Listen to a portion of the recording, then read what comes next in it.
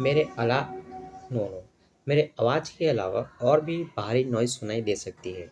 उसको इग्नोर करते हुए, मेरी आवाज़ पर फ़ोकस करते हुए इस वीडियो को ध्यान से देखिए, सुनिए, समझिए। क्लास 11 के प्यारे बच्चों, स्वागत है आप सभी का हमारे चैनल इंडियस ओएफटी में, जहाँ पर आज आप सीखेंगे मूल्यह्रास। अब जो मूल्यह्रास आपका चैप्टर है, ये चैप्टर नंबर 10 है और इससे पहले मैंने इसके और भी वीडियो बना के अपलोड कर दी है, जहाँ पर एक वीडियो पूरा थ्योरी का है, जहाँ पर आपको मूल्यह्रास क्या होता है, मूल्यह्रास निकलता कैसे है, कितने प्रकार होते हैं, अंतर क्या है, पूरी थ्योरी की परिभाषा मैंने आपको समझाया है स्पष्ट रूप से। ये भी बताया उसमें से कितने question 5 number, 6 number, 4 number, 3 number के लायक होते हैं और जो आपके एग्जाम में आ सकते हैं। यहाँ पर मैं शुरुआत से क्रियात्मक प्रश्न 1 से लेकर के आगे के क्वेश्चनों को सॉल्व कर रहा हूँ। तो पहले वीडियो में हमने 1 से लेकर के 6 तक के क्वेश्चन को सॉल्व किया था, उसके बाद 7 से लेकर के 9 तक को सॉल्व किया था। आज हम क्वेश्चन नंबर 10 से आगे का क्वेश्चन सॉल्व करेंगे। सामान्यतः सभी वीडियो 24 मिनट से ऊपर 30 मिनट के आसपास है। तो अगर आपने वो सारे वीडियो नहीं देखा तो डिस्क्रिप्शन में लिंक दिया हुआ है, जा कर के चेक कीजिए सारे लिंक्स को और देखिए अपने मूल्यह्रास के वीडियो और अपने डाउट क्लियर कीजिए। और आपको नोट्स बनाना है, ठीक है। तो आपके पास बुक होगा, बिल्कुल ऐसे ही बुक निकाल करके बैठिए, एक साथ में कॉपी, पेन, स्केल, रबड़ कटर और आपकी सहायता के लिए, समय बचाने के लिए कैलकुलेटर। तो सबसे पहला प्रकार का 10वें नंबर का जो प्रश्न है उसमें है, 1 जनवरी 1994 को प्रेम मोहन एंड कंपनी ने एक मशीन 45,000 रुपये में क्रय की। कब क्रय की? 1 जनवरी 1994 को। उन्होंने यह अनुमान लगाया कि इस मशीन का अनुमानित जीवन काल 5 वर्ष का है। ठीक है, मतलब वो कितने साल तक काम दे सकता है? 5 साल तक। उसके बाद उसकी कहानी खत्म। तो साल के बाद में, मतलब 5 साल के बाद में अंत में उससे कितना प्रॉफिट हो सकता है, इस मूल्य को जानना, उसकी कितनी प्राप्ति हो सकती है उसको बेचने पर, इस मूल्य को जानना अवशिष्ट मूल्य कहलाता है।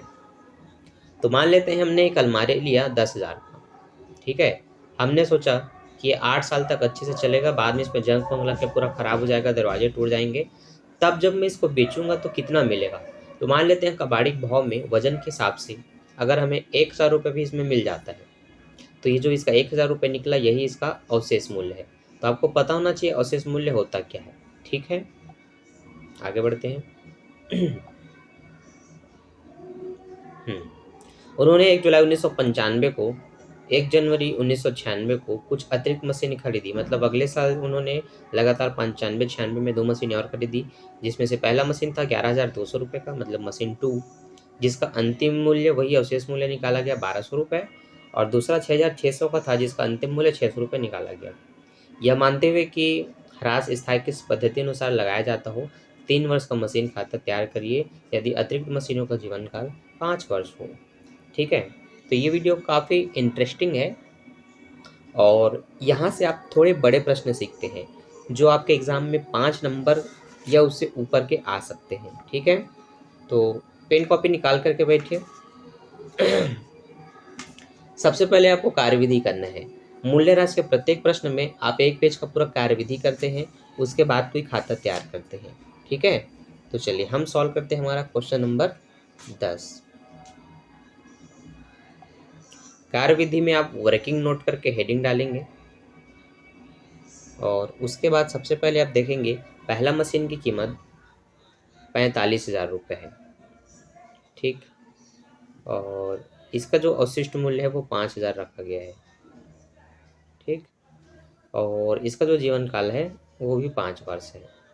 तो सबसे पहले तो आपका फॉर्मूला होता है ह्रास निकालने के लिए, संपत्ति की लागत माइनस अवशिष्ट मूल्य बटे जीवन काल।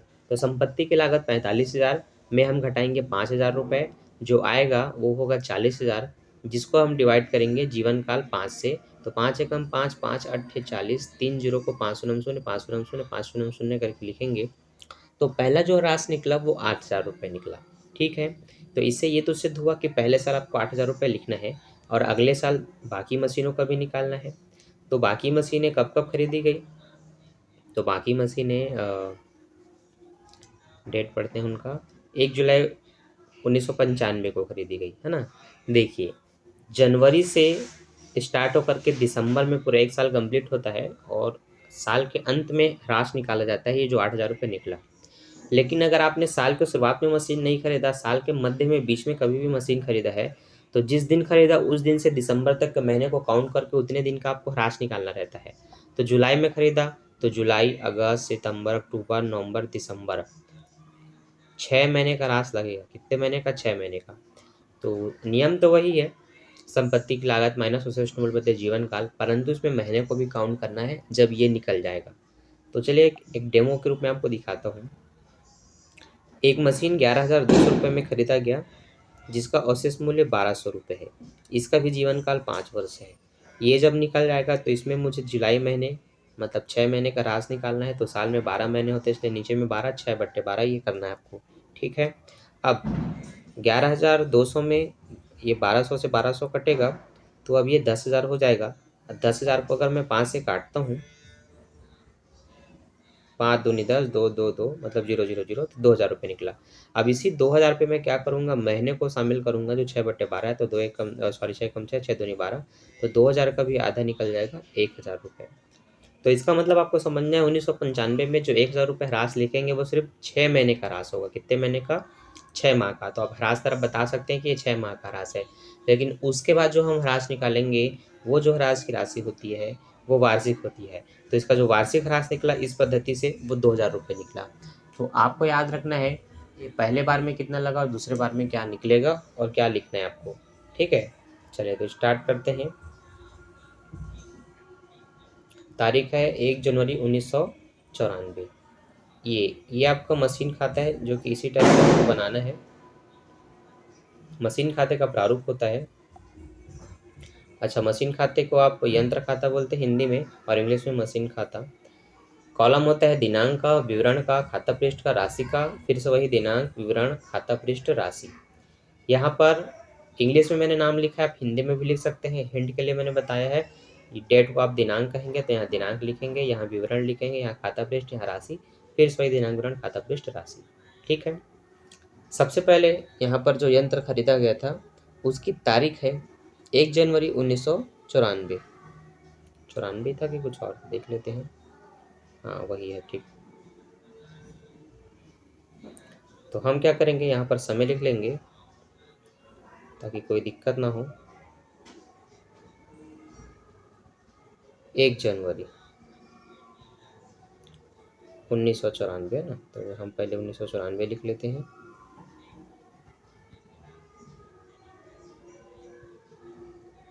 ठीक, इस तरह से आपको हर प्रश्न में सबसे पहले उसका वार्षिक ईयर लिखना होगा, दिनांक में, नीचे 1 जनवरी लिखेंगे और उसी के सामने रोकड़ खाता से बोल इसको लिख सकते हैं, या ऐसे बीचों बीच 1 जनवरी के सामने लिख सकते हैं। यहाँ पर आपको मशीन का ह्रास शो करना पड़ेगा, लेकिन उससे पहले आपको बता दूँ, आपको जो ह्रास निकालना है वो प्रतिवर्ष 31 दिसंबर को निकालना होता है। तो यहाँ पर आप 31 तारीख लिख लेंगे, 31 दिसंबर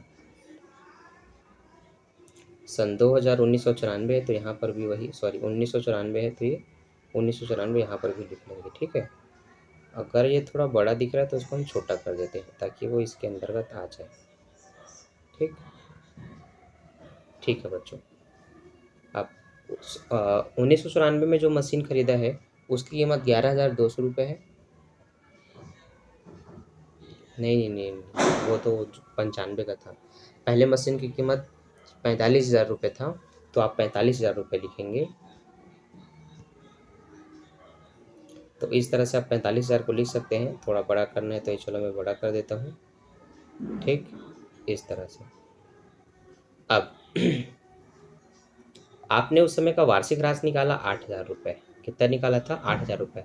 इसका अवशेष मूल्य 5,000 था, 5,000 इसमें घटाए थे तो 40,000 को हमने 5 से भाग दिया था तो 8,000 रुपये निकला था। तो अब हम 8,000 रुपये का ह्रास इधर लिख देंगे, ह्रास तरफ। ठीक है, यहाँ पर ह्रास खाता को बोल करके। ठीक, तो 31 तारीख को जो हमने ह्रास लगाया, ह्रास खाता को बोल के 8,000 रुपये यहाँ लिखेंगे। अब 45,000 में से 8,000 घटाएंगे, तो जैसे 45 में 8 घटाएंगे कितना बचेगा वो आपको बताना है।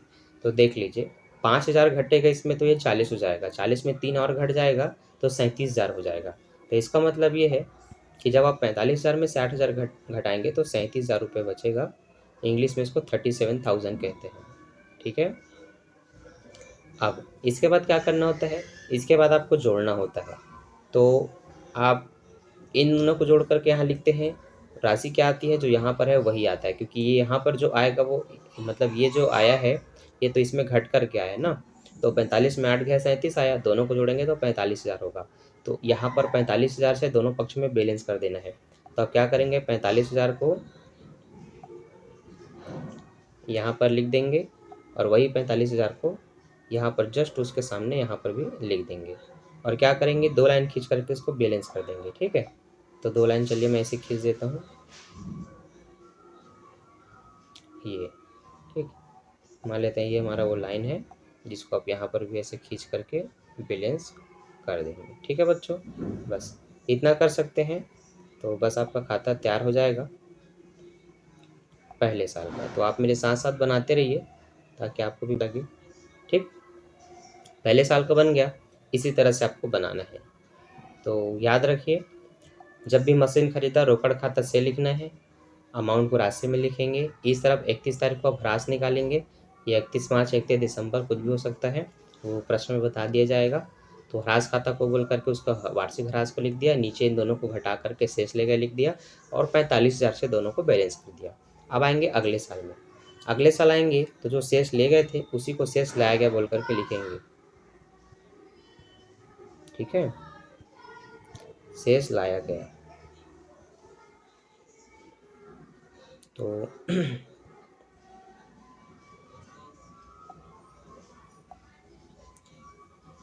तारीख देखिए, ये 1994 था। अब आप आ जाएंगे 1995 में, तो यहाँ 1995 का तारीख लिख करके आप बता देंगे 1 जनवरी 1995 को शेष लाया गया। कितना अमाउंट लाया गया, तो ये जो ले गए हैं उसी को यहाँ लिखते हैं लाया गया बोल करके। ठीक है, तो वो है 37,000 रुपये।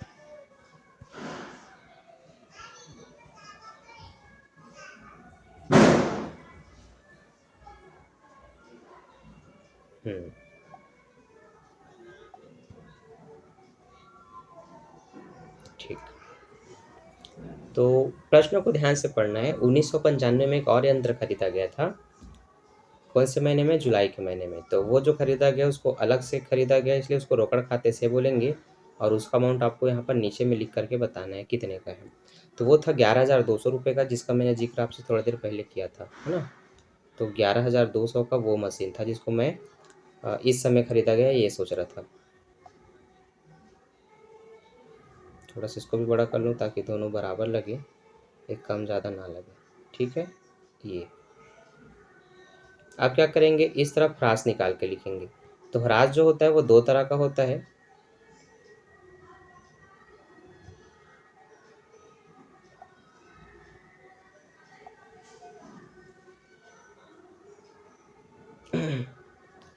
दो तरह का होगा, क्यों होगा, क्योंकि देखिए यहाँ पर पहले मशीन जो 45 की थी वो अब 37 की है, दूसरा मशीन आ गया 11,200 रुपये का।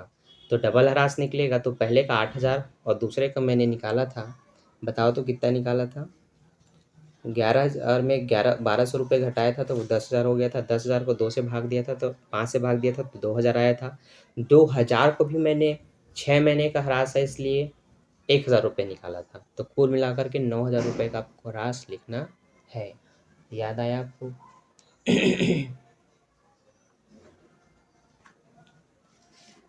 आई होप आपको याद होगा। तो वैसे पैसे को आप छोटे से रूप में नीचे में लिख करके बताते हैं ब्रैकेट में कि 8,000 रुपये तो लगना ही है, सॉरी 8,000 रुपये प्लस 1,000 रुपये मशीन 2 का। तो कुल मिला के 2 प्रकार के ह्रास लिखे जाएंगे।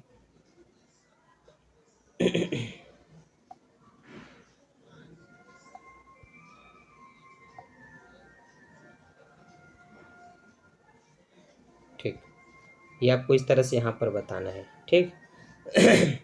और बड़े स्वरूप में आप अंदर में लिख करके यहाँ पर बता देंगे कि कितना रुपये निकला था। तो वो निकला, दोनों को जोड़ेंगे तो हो जाएगा 9,000 रुपये। तो यहाँ पर आपको 9,000 रुपये लिखना है। ठीक, अब शेष ले गए लिखना है। तो शेष ले गए आप नीचे लिखेंगे इस तरह से, और इनका जो टोटल है उसमें से इसको घटा देंगे। तो इनका जो टोटल होगा वो होगा, चलो इसको टोटल कर लेते हैं। ये आपका हो जाएगा 208 और ये 4, 48,200 हो जाएगा। कितना हो जाएगा? 48,200। ठीक। तो ये बैलेंस हर साल बदलते रहता है। तो ये 48,200 मैंने लिख लिया।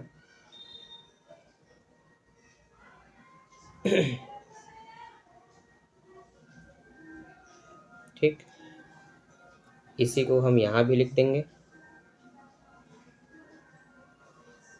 ठीक, यहाँ पर थोड़ा सा छोटा करना पड़ेगा उसको। ठीक।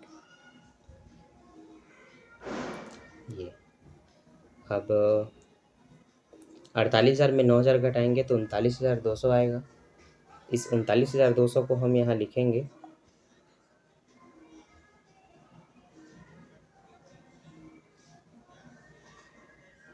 शेष ले के सामने। ठीक। और जैसा कि हमने पहले बैलेंस किया था उसी तरह से यहाँ पर भी बैलेंस कर देंगे। ठीक।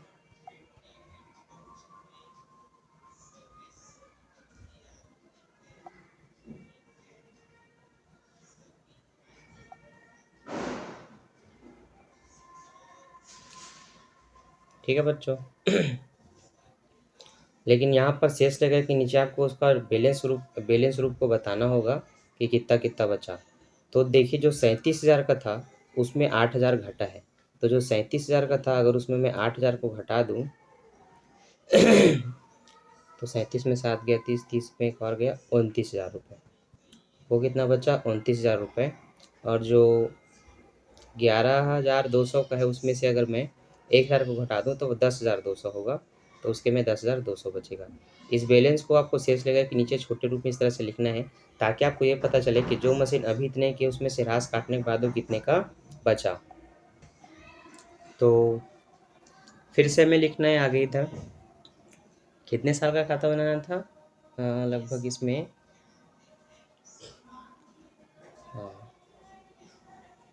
3 साल का खाता बनाना था। तो अभी 2 साल का हमने बना लिया, तीसरे साल का बनाते हैं।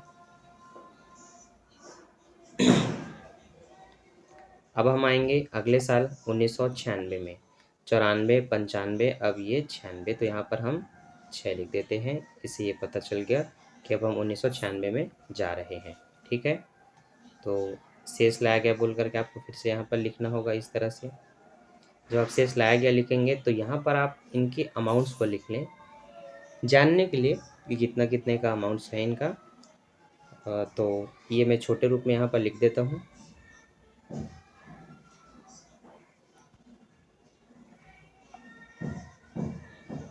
ये कि जो 37,000 के थे उसमें से 8,000 घटने के बाद वो 29,000 का हो गया। जो दूसरा मशीन था वो 10,200 का है।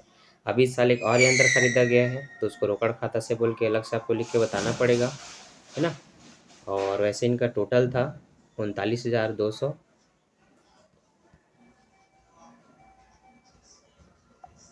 तो ये 39,200 को यहाँ लेकर के आएंगे।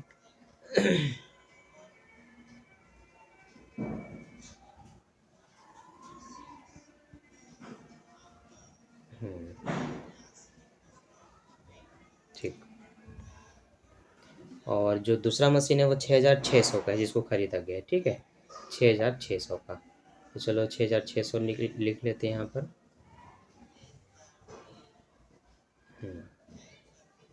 ठीक। तो जो दूसरा मशीन आया उसकी कीमत पता चल गई। अब आप फिर से जब ह्रास खाता को लिखेंगे यहाँ पर तो आपको तारीख देखना पड़ेगा।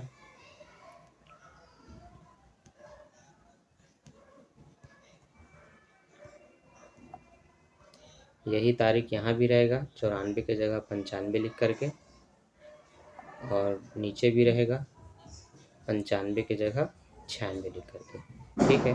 तो इस तरह से आपको लिखते हुए चलना होता है आगे। अब ह्रास की राशि वही तीनों का अलग अलग निकालेंगे छोटे रूप में। तो इसको मैं थोड़ा और छोटा कर लेता हूँ इस तरह से। अब देखते हैं तीनों का ह्रास कितना निकलेगा। तो देखिए, पहला ह्रास तो 8,000 रहेगा, ये आपको कंफर्म पता है। पहले मशीन का ह्रास वही रहेगा। दूसरे का 2000 निकला था सालाना, वो रहेगा, क्योंकि वो जो 1000 लिखा था हमने पहले वो 6 महीने का था। अभी जो मशीन निकला है 6600 का, इसकी ये कार्यविधि करेंगे। ठीक है, 6600 का अवशेष मूल्य 600 रुपये है। 6000 में 600 घटाएंगे वो 6000 का होगा। जीवन काल 5 है तो उससे भाग देंगे, तो जब 6000 को आप 5 से भाग देंगे तो आपको 1200 रुपये मिलेगा।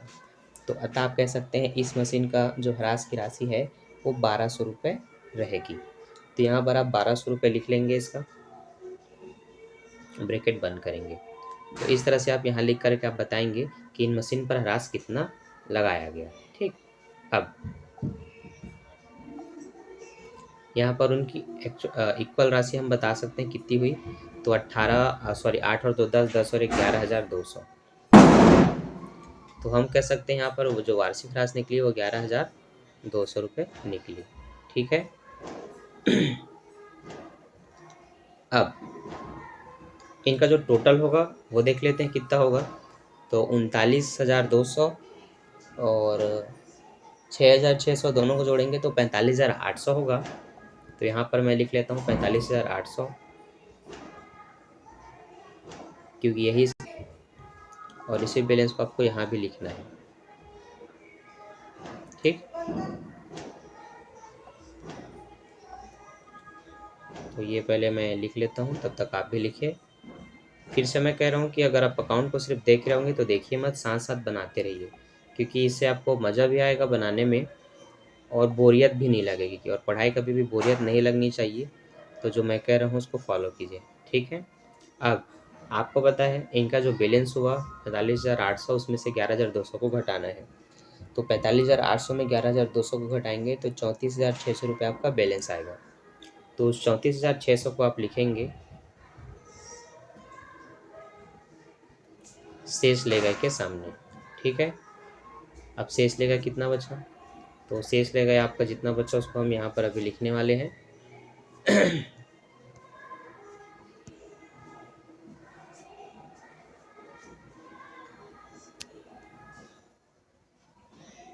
ओ यार, फोन फ्रीज हो गया लगता है। तो चलिए शेष लेगा लिख लेते हैं।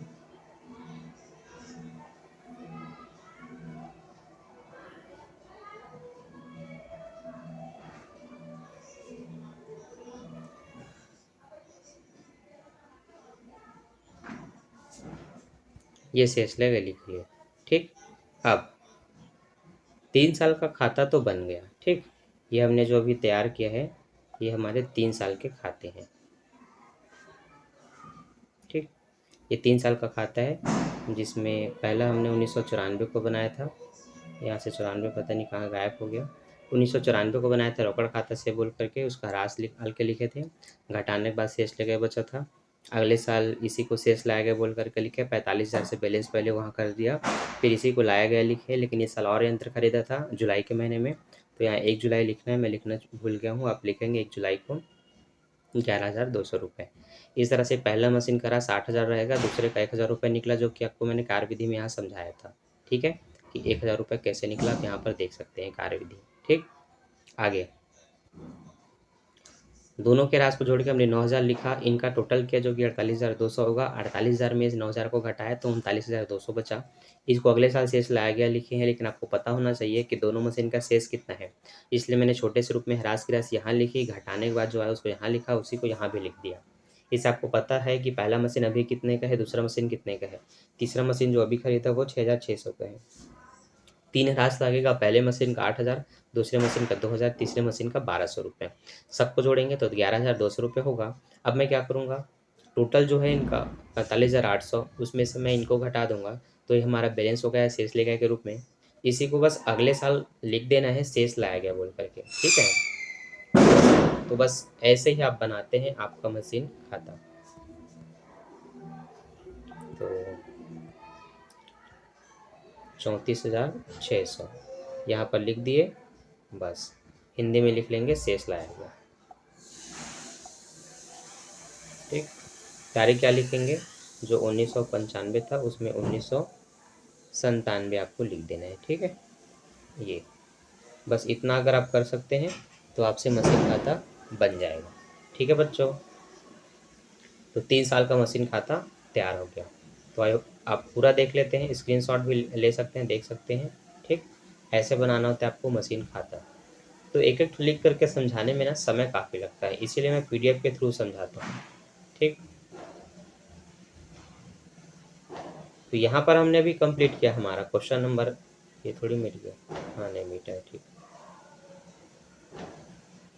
मिटा है मिटा है मिटा है, ठीक, अब ठीक है। तो यहाँ पर हमने कंप्लीट किया क्वेश्चन नंबर 10। अब हम देखेंगे क्वेश्चन नंबर 11। क्वेश्चन नंबर 11 में बोला गया है, प्रशांत लिमिटेड ने 1 अप्रैल 1998 को पुरानी मशीन 40,000 रुपये में खरीदी तथा उसकी मरम्मत व स्थापना में 17,500 रुपये खर्च किए। मूल लागत पद्धति पर 10% वार्षिक दर से ह्रास लगाया जाता है। 30 जून 2001 में मशीन अनुपयुक्त हो गई, 32,500 रुपये में बेच दिया गया।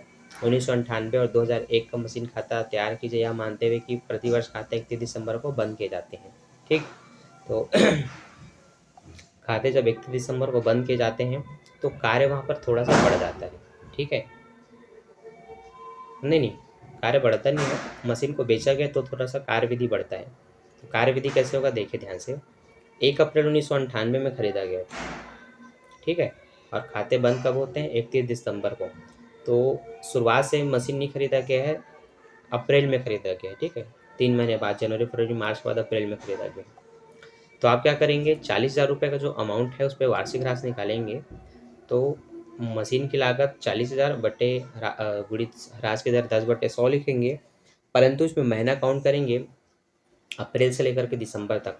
तो अप्रैल मई जून जुलाई अगस्त सितंबर अक्टूबर नवंबर दिसंबर, 9 महीने का ह्रास निकलेगा, इसलिए 9/12 लिखना है। ठीक है, 6 महीने का निकलता तो 6/12 लिखते, 3 महीने का निकलता तो 3/12 लिखते, 9 महीने का निकल रहे इसलिए 9/12 लिखे हैं।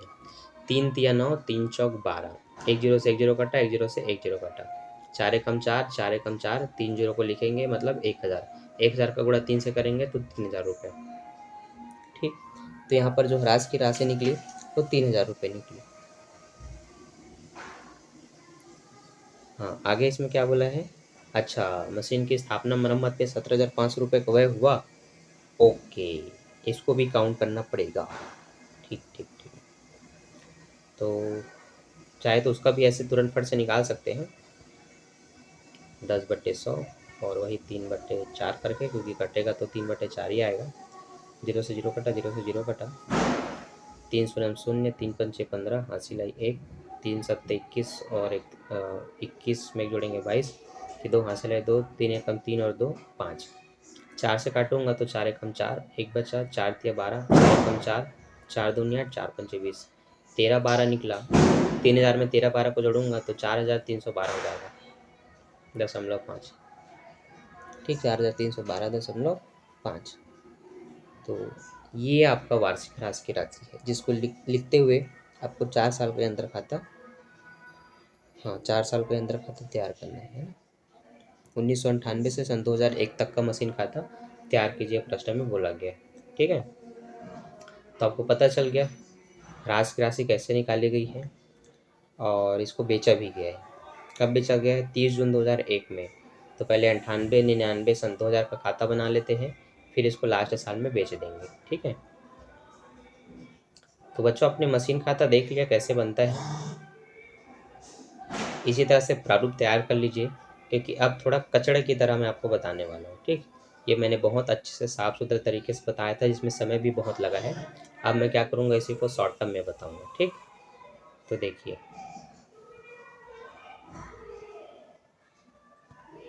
हाँ अब पहले दूसरे बच्चे जैसा राइटिंग चलेगा। ये मैंने लिखा यंत्र खाता। ठीक, आपको लिख लेना है यंत्र खाता। ठीक, कॉलम आप तैयार करेंगे दिनांक विवरण राशि करके। मैं सिर्फ ये दिनांक डाल रहा हूँ, ये विवरण और ये राशि, ये दिनांक, ये विवरण और ये राशि। ठीक, तो तारीख है इसमें 1 अप्रैल 1998, तो ये मैंने 1998 लिखा, 1 अप्रैल लिख दिया। रोकड़ खाता से, यहाँ आपको पता है विवरण लिखना है, यहाँ राशि लिखना है, दिनांक विवरण राशि। ठीक, वो आप लिख लेंगे। उस समय का जो मशीन था वो 40,000 का था, लेकिन 17,500 रुपये का व्यय हुआ तो वो 57,500 का हो गया। ठीक है, यहाँ पर आप अलग अलग बता सकते हैं कि एक 40 का था, एक 17,500 का था। ठीक। अब हमने 1998 में ही 31 दिसंबर को ह्रास लगाया, क्योंकि प्रश्न में बोला है 31 दिसंबर को खाते बंद होते हैं। तो यहाँ पर हम लिखेंगे ह्रास खाता को, जो कि कितना निकलेगा 4,312.5, जो कि आपको मैंने पहले ही बताया था। ठीक है। तो 57,500 में 4,312.5 घटाएंगे। कैलकुलेटर लेके आप भी घटा लीजिए। 57 में 4 जाएगा 53, 53,187.5 बचेगा। तो वो मैं लिख लेता हूँ, शेष ले गए बोल करके 53,187 ना। ठीक, हाँ, 187.5। इस तरह से लाइन खींच करके यहाँ पर बैलेंस करेंगे तो वही 57,500 रुपये आएगा। फिर यहाँ पर ऐसे लाइन खींच के बैलेंस करेंगे तो वही 57,500 रुपये यहाँ पर आएगा। ठीक। इस तरह से पहले साल का बन गया। बोला था थोड़ा कचड़ा दिखेगा, पर आप समझ चुके हैं तो आप फटाफट बनाइए। ठीक है। मैं खराब लिख पा रहा हूँ डिस्प्ले में, पर आप अच्छे से लिख सकते हैं। तो हमारा 1995 के बाद 98 के बाद हम आएंगे 1999 में 1 जनवरी को आएंगे। ठीक है। अब अप्रैल नहीं, अब जनवरी चलेगा। लिखेंगे शेष लाया गया। तो ये जो शेष ले गए थे ना, इसी को उठा करके यहाँ पर लिखेंगे। तो शेष लाया गया कितना लिखेंगे 53,187, 53,187.5। ठीक। अब यहाँ पर 1999 में ही 31 तारीख को ह्रास लगा देंगे। तो यहाँ लिखेंगे ह्रास खाता को। ठीक। कितना निकलेगा? तो ह्रास की राशि उस समय 9 महीने का निकाला गया था। अब इसका 10% निकालेंगे। तो देख के बताओ 57,500 का 10% कितना होगा? एक जीरो बस काट दो, 57,50 होगा। तो याद रखना, इस तरह से आप सालाना ह्रास लिखते हैं जो मूल लागत पे निकाला जाता है। तो मूल लागत इसका यही रहेगा, ये नहीं बदलेगा। तो यहाँ लिखेंगे 57,50। ठीक। अब 53,187 में 5,750 घटाएंगे तो जो आपका बैलेंस बचेगा वो बचेगा 47,437.5, जिसको बोलेंगे शेष ले गए। ठीक। तो आप भी मेरे साथ ऐसे बनाते रहो, देखते रहो। तो फिर से वही बोल रहा हूँ ताकि आपको बोर ना लगे। ठीक है। तो अब इसको इस तरह से बैलेंस करूँगा, जैसे मैं कर रहा हूँ वैसे आप भी करिए। 53,187.5, 53,187.5। ठीक। चलो, तो जो अच्छे बच्चे हैं वो मेरी बात सुन रहे होंगे और मेरे साथ बना रहे होंगे। ठीक है। जो अच्छे बच्चे नहीं हैं वो नहीं बना रहे होंगे।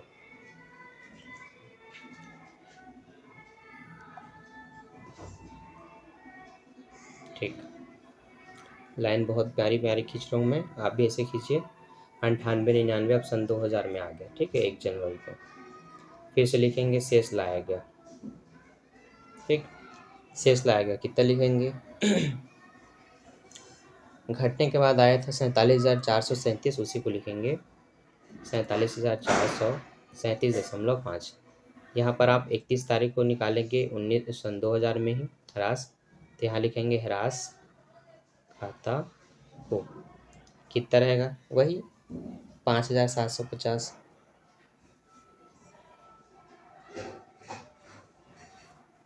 शेष ले गए। तो अब बचेगा 47,000 में 5,750 घटाने के बाद 41,687, 41,687.5। ठीक। बैलेंस करेंगे इस तरह से। तो बैलेंस करने के बाद वही रहेगा आपका 47,437.5। ठीक। 47,437.5 बैलेंस कर दिए। अब इस साल मशीन बिका है, तो जो इम्पोर्टेंट रूप से आपको बनाना है वो यहाँ पास का है। तो इसको ध्यान से देखिएगा, ये बहुत इम्पोर्टेंट है, इसको सही तरीके से ठीक से बनाना है।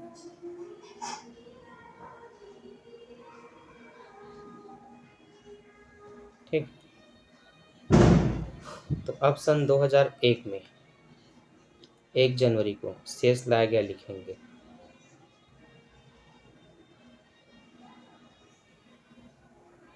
$41,687 दशमलव 5। ठीक, इस समय मशीन बिका है, कितने में बिका है? 2001 में मशीन अनुपयुक्त हो गया तो उसे 32,500 रुपये में बेच दिया गया। ठीक है, तो मशीन बिका है 32,500 रुपये में। तो जिस समय बेचा गया उसका महीना था 30 जून। तो आप लिखेंगे सन 2001 30 जून। बेचते हैं तो पैसा मिलता है, तो लिखना है रोकड़ खाता को। कितना लिखना है? 32,500। तो ये 32,500 रुपये मैंने लिख दिया। ठीक, अब 6 महीने का आपको ह्रास निकालना है जिस मशीन को बेचा गया।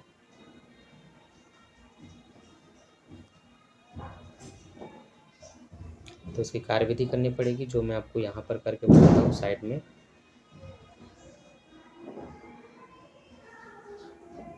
मूल लागत था 57,500। तो इस पे ह्रास की दर है 10/100 और महीना इसमें सिर्फ 30 जून को बेचा। तो जुलाई से गिनेंगे, जुलाई अगस्त सितंबर अक्टूबर नवंबर दिसंबर, 6 महीने का ह्रास निकल रहा है। तो 6/12 लिखेंगे। 1 जीरो से 1 जीरो कटेगा, 1 जीरो से 1 जीरो कटेगा, 6 कम 6 6 दूनी 12 कटेगा। इसको आधा करेंगे तो 2 दूनी 4 और 2 अट्ठे 16, 2 सत्ते 14, 2 पंचे 10, 2,875 रुपये निकलेगा। ये आपको यहाँ पर ह्रास रूप में लिखना है 2,875।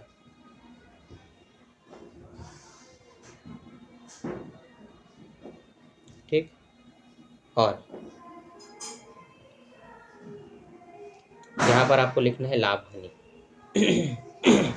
तो देखो, जो 41,687.5 है उसमें से पहले ह्रास को घटाते हैं। ठीक है, जो कि है 2,875 दशमलव कुछ नहीं, खाली है। तो 0.5 तो ऐसे उतर जाएगा, 7 में 5 जाएगा 2 बचेगा, 8 में 7 जाएगा 1 बचेगा, 6 में 8 नहीं घट पाएगा तो 16 में 8 घटेगा तो 8 आएगा, 1 दे दिया तो वो शून्य हो गया, शून्य में 10 में 2 घटाएंगे तो 8 बचेगा, और ये 3 का 3। अब इतने की मशीन को कितने में बेचा है? 32,500 में बेचा है ना। तो 32,500 में बेचने पर यहाँ पर आपको लॉस होगा 6,312 रुपये का, है ना। तो उसको आप लिखेंगे लाभ हानि खाता से बोल करके यहाँ पर लाभ हानि के सामने 6,312.5। ठीक, यहाँ पर हम क्लोज करेंगे तो वही 41,687.5 लिखेंगे। यहाँ पर भी 41,687.5 लिखेंगे। ठीक, हाँ भाई, अभी कंप्लीट हो रहा है।